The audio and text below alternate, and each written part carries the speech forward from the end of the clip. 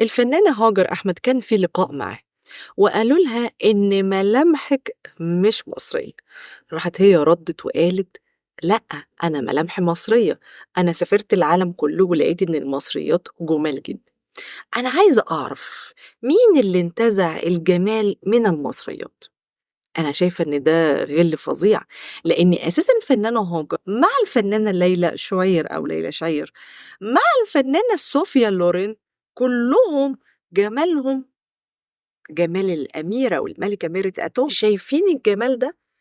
ملامح الوِش فيها حتى ملامح من وِش، الحتّة دي، سحبة العين، الحاجب الملتوي شوية أو الحاجب النازل لتحت شوية. كل دي صفات جمالية موجودة في مصر. بنت أخناتون ونفرتيتي، شكل كل دول. فبالتالي إحنا الجمال ده منتشر عندنا، وفي احتمال كبير جدًا إن صوفيا لورين تكون كمان ليها أصول مصرية، لو دورتوا هتلاقوا المعلومة دي. فبالتالي يا جماعة أي جمال عندنا فهو جمال متأصل من عصور قديمة جدًا، نقدر نطلّع الآثار اللي تثبت وجود الجمال ده في المصريات، بدون أي تدخُّل أجنبي. بالعكس، ده إحنا اللي خرجنا وحلّينا الأجانب.